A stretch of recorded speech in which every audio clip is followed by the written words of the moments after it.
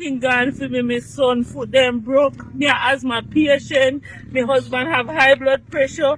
Everything gone for me. We don't have no food, no water, nothing. My number, if you can get me by 440-6084 or 868-1992. Please, we are dead. God know me fed up. Everything gone. Car flood, everything. You see, come over by the whole of we. We lose everything. We lose one barrel with some papers and something seal gone. Everything gone for me. I don't know what to do. Kareem's Quest. Welcome to another special episode of Kareem's Quest. I'm going to be looking at each parish that has been devastated by Hurricane Melissa. And today I'm going to start with St. Elizabeth. St. Elizabeth has taken a massive hit. Now, if you had viewed my previous video, you would see where I show you the entry point and Treasure Beach and what happened to some of the hotels in Treasure Beach. And these places, have been the pillar of the economy for these locations for the longest while, providing employment for hundreds of residents. Now, this is St. Elizabeth. This place has taken a beating from Hurricane Melissa, and I'm going to show you, some of the ravished roadways them in terms of just trying to access the place, how long it is taking people to clear the debris and just trying to access loved ones. Now, many of these locations don't even have a phone signal at this time, right? And I don't even know when they're going to get phone signal. Now, when Beryl came, and that was in July of 2024, many of these locations were without light for 3 weeks, right? Cell towers were down. Some of the cables for these cell towers were also destroyed. So, the road to recovery is a long one, all right? It's a very daunting uphill task right now, and many persons are trying to do, just kind of rescue efforts as well as bringing some reliefs to kind of help the people them and, help them to just kind of ride the wave until some sense of normalcy, I can say, return. One of the biggest hit is the roads. Just to access that road now. I remember just driving even on Holland Bamboo, and this was a scenic place to drive, when you were getting to St. Elizabeth and you're trying to access Black River, you would drive through Holland Bamboo, and it was so beautiful. However, this place is impassable. Even ambulances were stuck overnight. You can't turn back and you can't go forward. And sometimes people don't even carry any food with them, and they just have to be sitting down. They turn off the engines. Everybody have to come out there. Whoever have cutlass in them car, try use a cutlass, chop down. Sometimes you have to wait, and if that can't work, you're waiting on aerial support. So it has been a very hard task for many persons. All right, many people just can't get to see the loved ones. Many people are trying to bring supplies. You have a lot of people who are sickly and they need help. What about the little babies who, they need attention as well? You have pregnant women who are on the third trimester. They need the assistance of a doctor. They need to be in a facility that can help them. Some people are having complications. So it is not the easiest of tasks. Even the JDF had to bring out their heavy duty vehicles just to try and help, because some of the terrain are terrains that sedans can no longer traverse, so it is not just an issue of, I need a road, but you need a vehicle as well to can access these terrains. Not every one of these terrains you can drive to and get access to. So, it's a hard thing to do. In saying all of that, I'm trying to cover as many of these hit areas as possible, and I'd really appreciate your support even in helping out the page by subscribing. It's a small page, and I'm bringing you authentic Jamaican content in terms of just shedding a light on these things, and I want as many people as possible to see what we're facing at ground zero, in all the various parishes that have been hit by this hurricane. So please subscribe. It's free. All you have to do is click that button, as well as, click the like button and share it with so many other people so that they can get a first-hand view of what is happening in Jamaica at this time, especially on Western Jamaica. So it's not the easiest of things, There are so many people, they're trying to reconnect with their family. I just got some information from some of my friends in Westmoreland, and they had to get to a person who had a generator, right? And it is devastating. And I asked, I was like, what you need at this moment, and they don't know where to start. They need a lot of infrastructural support.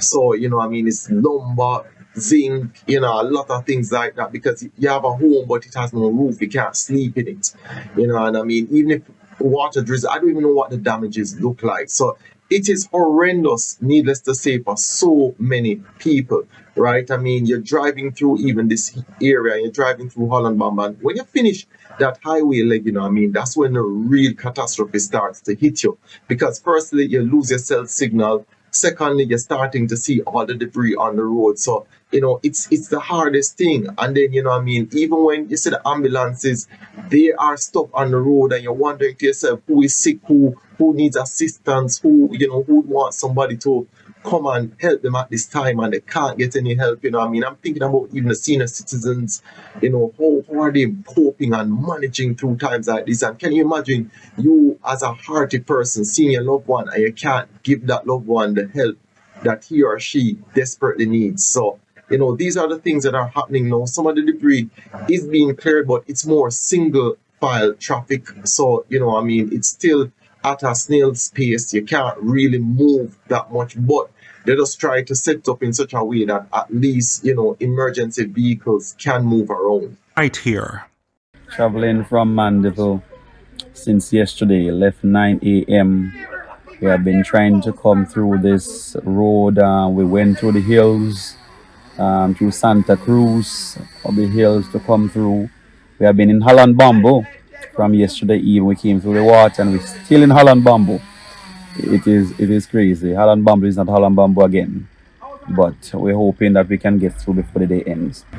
I've been here about since, I'm gonna say 3 o'clock yesterday afternoon, and this is in Holland Bamboo. So I've been here since that time from yesterday.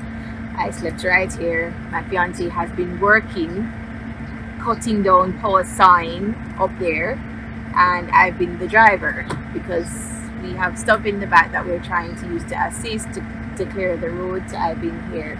There is an alternate route that you can take. However, the alternate route, really shows how battered different districts are from it, as well as the alternate route is a route that is best suited for a four-wheel drive SUV. So it's not a route that a sedan should traverse, all right? There are still a lot of debris in the road. There are aspects of the place that has become like a pond. Many places that had fields, flat fields, have now looked like ponds. So the alternate route, even though it is there, it might not be the easiest thing in terms of for people to use and to get around. And these are also roads that would have been neglected or not as polished as the main road. So they were already hard to drive through prior to the hurricane. So even when the hurricane comes now, it is a very challenging task for them to navigate this route. I turn up upstairs up at my home and watch it on a turbulence thing, zinc breeze, turbulence thing, man. As you can see, my shop, roof and everything gone, underwater crisis, pure water everywhere, kitchen gone, everything gone. Right now, I lose 100 chicken. 100 chicken, I lose right now. My ram goat dead. Cows, I have cows in our house right now. I not even know if they live in. Everything, I lose big. I can't tell a man that a worst storm this may ever see. Worst. People in the community here used to sell shrimp as well along the stretch. Yeah, cause right now I have about 15 bags of shrimp right now where soft we're gonna go to waste right now. So you can call it say me get a big lotus right there because there's no current to keep them frozen.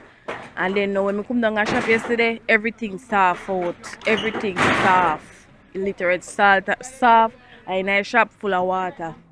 And as we moved closer to Black River, the picture grew even more grim. I'm not sure if we can put into words exactly what we've seen. Homes are shattered and people are broken by what has occurred here because of Hurricane Melissa. You see the destruction, you see the damage, And you really have to wonder, how will they be able to pick up all the species that have been scattered all about them? How will they move on? That's the question. The images speak louder than words, scenes of desperation and despair. It's hard to call this looting or crime when survival is all people have left. Black River, once the beating heart of the parish, now reduced to rubble, echoing with cries for help. A rough part, we don't have nothing, absolutely nothing we don't have. We don't have anything, we bed gone, a sea, everything. The place crumble come in. We don't have nothing, we don't have no water. It's rough part. We're in a crisis now. We are in crisis. It's so hard on us. We are looking help. We want zinc, we want water, we want food. We don't have no food, we don't have no water, everything washed away in our house. We don't have no bed, we have to sleep on floor. We don't have nothing at all, we mash up. We need some zinc, nothing, water, food.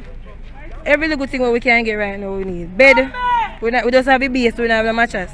What have you been doing since the hurricane? I have to try to see if I can get little water to survive. See my friend there, food chop out, I have to hustle for me and her. We don't have nothing at all. We need to come medicine and look at something because we are baby same way. We feel traumatized because first we are experiencing something. All the years we see storm or a hurricane or them something there is the first we see it. We damage. We don't have no money, we don't have nothing. Everything gone. We don't see no bird, paper, passport, everything. Wash away. Where we have, we don't know how long it will last, but where we have to go until food come back. So I say, our survival we are dealing with now, you know. We are witnessing a humanitarian crisis unfold in real time, so real to see, in a place once called paradise. Now, another thing that many commuters are facing is the fact that poles are down, and a lot of poles are falling down on the road. So you can go to some point and you can't move. And these are electrical poles. I would not encourage anybody to just get up and try and, use their own force and their own strength to just move them. I don't know what can happen in that event, but there are so many poles because we're dealing with gusts that were, high miles per hour. Middle quarters is where you live? Yes. What has your experience been like overnight, sleeping in Holland Bamboo? Detrimental, we don't know what is happening. Is it something you anticipated? You could really anticipate something like this in the storm. Let's be honest here. No. What's the condition like at home while you had to sleep in Junction? You evacuated? I am at work. Oh, you were at work? Trying to get home. Have you eaten since you've been here? The last time I ate was yesterday. Okay. How would you say the human element has been? How have the people who've been here with you been feeling and treating each other? We are trying to work together as a team, but we're all exhausted and tired and hungry because we're not eating nothing and nobody ain't in here selling anything. So it blew down every single thing, not just the roofs, not just the buildings, but also countless light poles. Now, you're looking at that and you're seeing what the uphill task is for the Jamaica Public Service to get power restored to these communities. I don't know how long it's going to take. It's going to take weeks. They're going to have to be deploying people, and those people who deploy, where are they going to even stay? You understand? Because they're going to have to find places to put them up to stay so that they can be in location and give it that 24-hour attention that is needed to get that grid back up. So it is not the easiest, and in other little districts and other towns, survival is, the order of the day. So there is looting that is taking place, but not from just a criminal standpoint, but more from a survival standpoint, because some communities are completely closed down from the outer bands of Jamaica. Some community, there's no way you can drive and access those communities. People need food to eat, babies need diapers, medication is needed, basic necessities like water is needed. So I don't even know how people are surviving, because even when you're given a care package, like one of the things that I'm challenged with, even with the care package, you don't want to be given to the same people over and over. So that is what is beating us down, even with communication, because when you know people who live in the districts, that person can say, well, okay, this area has gotten a lot of care packages, however, this other area has been neglected. So, the dynamics become hard on the ground because everybody is just going for survival in this moment. My heart is overwhelmed with just raw emotions of just sorrow and despair. And I went out today to try and figure out how to get some stuff to many of my friends who are on the western end and many of the people who have been hit hard. I couldn't even budge on Red Hills Road. Everybody went straight to Price Mart because there you can get the cases of water and the essential items, the flour, the tin stuff, them, and I couldn't even make it there, right? There were cars parked on the sidewalk. The place was rammed to capacity. Now, this was when it just opened. Good. So, I'm trying to figure out, how I can get stuff there because I can't just watch this and just see it and just feel okay with it. We have to try something. I don't even care if I don't get there. I have a try. You don't feel good if you don't try. These are your friends. These are your loved ones. And people tell you that they have not taken a shower in days, right? People say that they're in darkness. People trying to turn on the car and they're trying to preserve the gas at the same time because these communities are cut off, there's no access to fuel. So, it is just a travesty in terms of what is happening. What I ended up having to do is, find an organization that's going down and then put my resources there. And even so, I can't necessarily ask them, hey, look up for this specific person and that specific person because I don't know what it's going to take. I don't know, what's going to happen, And I listened to the video of this person who went down there, immediately after, and he gave a detailed description of what it's like to drive down to St. Elizabeth at this time, and this was what he had to say. The people of St. Elizabeth and Westmoreland, they need our help, just not the way that a lot of us are going about it. Yesterday I was on the ground with Lalace and it was a mess. First and foremost, depending on where you're traveling from, the minute you hit halfway through Clarendon on the highway, there's no more cell phone signal, no data, no calling, so you can't communicate with anybody from there. If you don't have Starlink, there's zero communication. Now another thing is Holland Bamboo block off. So the route that I had to drive, I was traveling through about 1 foot to 1.5 feet of water for about 400 meters and cars were shutting off in the water. So I'm saying to you guys, this is not the time to say, oh, I want to go down there and do this myself. No, find an organization you trust, give them the goods that you have and let them distribute it. You have several, you have Ramesh here say, Beanie Man of a group, you have churches, you have different organizations. Just find one where you trust and give them your goods and let them handle it. And another thing is, you don't want to go there and give your supplies to the people who always get the supplies because they are at the front page. If you decide to say, now listen to me, and you're going down there as your individual self to go and do the give back, I would say don't go by your loan something. You have to have a group because there's a lot of loose sand and even my car got stuck. I may have to come out and push it out. I may have to come out and push out other people car out of the sand because they block up the way within a traffic hours because people kept getting stuck in the sand. This is not a journey for small cars. I wouldn't bother with the small cars. The roads are so tight and you have someone come with some big pickup truck and then just a little van and them move because it's just chaotic. Find an organization that you trust and give them your goods and make them distribute it. If you have people down there and you're from the area, understand you going back home to help, right? But don't bother going on a convoy of car. Try to go in a one vehicle, right? Cut down the amount of vehicles because even roadways are precious. Like it's a lot of traffic, right? No, my friend Caswin Sams, as you can hear, I lose my voice because there's a lot of shouting just to communicate, right? Now, my friend Caswin Sams, he's from Black River and he's a trustworthy person. So you can reach out to him and either join his team or give him your supplies and he will make sure that the communities that really need it get it. Because trust me, if I knew what I know now, there's no way I would have gone down there with the team. I would have just found a team that was already going and give them our supplies. Because when we go individually, sometimes I'll do a clog up the place and prevent essential vehicles from coming through. So that's why I'm begging to just join an organization, and we need to help our brothers and sisters. Now I want to go back to Holland Bamboo for a little bit, because Holland Bamboo, places like Fern Gully, there are some scenic roads that everybody, Manchaniel, Portland, there are some scenic roads that it just gives Jamaican landscape this character, right? And Holland Bamboo is one of those places. And when I used to drive through it, I used to love it because it was also therapeutic. Good.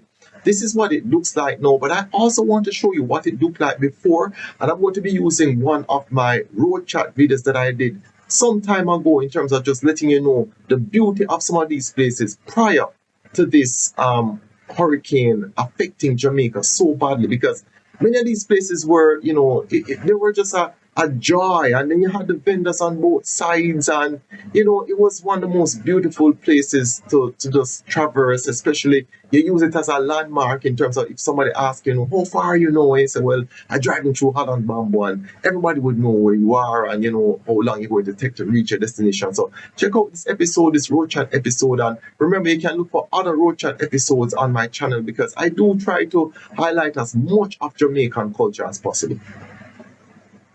On today's road chat, we are in Holland Bamboo. Now this is just a scenic, picturesque type stretch, right, Nick? Yeah, lovely. Thanks for the shade too, because sometimes the sun. Yep. Yeah. It's about what, 2.4 kilometers long? 2.5 kilometers, yeah. All right, good. And the beauty about it, we get the shade because the bamboos, lining here, the bamboos officially start. Yeah. Right. Yeah. So it lines both sides, so with a nice canopy of shade and stuff like that. Yeah. And then there's also a lovely restaurant. Have you ever been there before? Of course, man. Boy, my issue with the restaurant is that sometimes when I come in, it's just that I'm a little bit late because of how heavily flocked it is. I mean, sometimes when you're 4 o'clock, and then she's looking to close up, so folks, you have to come out to her restaurant very early, That's true. Yeah, and she's known, her roti, you understand, her roti and her curry goat, is definitely one to die for, so yeah. That's very lovely. Another thing of note is that when it rains heavily, boy, the water settles here. If you have a sedan, don't brave it. Yeah, that is so, because even the other day with the passage of the storms.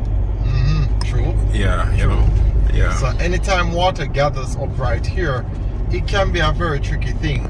And not just that, but sometimes the bamboo itself, it comes down in the road, so it can be a bit treacherous to navigate. And there must be a good underground water source, because the vegetation is very lovely, and bamboos usually require that amount of water. Yeah. Where the roots are. Yeah, definitely. Yeah. Anything else that stands out for you? But sometimes they have some vendors down. I think a particular vendor near the same the entrance point? No, man, further down where the lady is with the restaurant, and they sell some nice mangoes. As a matter of fact, I even found out about that restaurant by accident. So on the folks, be careful. Sometimes you have police in here. Because one day I was coming through and I spot the policeman, and I spot him before him spot me. Yes, man. So you see, I have to make a quick left turn and buy some mangoes which I never planned for. That is how I know how nice they are. Oh my goodness. Yeah. All right, so we are approaching the restaurant that Nick says you must stop and you must try to make sure that you buy some roti, and also he says that the proprietor, she supports the school, which is parallel to the restaurant. Right next to it. Yeah, she's a very kind lady, understand. A lot of those school children, yeah, no, a lot of the school children, they sometimes when they're without food, further down. Okay. Yeah, oftentimes if they don't have food and stuff, she helps out in that department. So very kind lady. That is very indicative of rural people. They're very caring and very helpful. Will always share what they have on their food with others. Yeah. And so you also have vendors that will sell like coconut to and them stuff. Yes, right? that is true. Yes, those vendors are usually closer to the Lacovia side. Yes. So we see the school sign here. So, and folks, in case, I mean, it's sometimes it's easy. It's not so easy to identify the restaurant. But okay, so we have the primary school over here, Holland Primary over here, and her restaurant is right here. Yeah. So oftentimes you will have vehicles, trucks. Holland Bamboo Curry. Yeah. Yeah. So oftentimes you'll have trucks and vehicles parked up here. So this is one way you can know that you have approached. Because a lot of traveling people they tend to stop here because of how good the food is. Yes. And this is also where it leads you to the persons in middle quarters who sell the shrimp. Right. That is shrimp country as well too. Yeah. All right.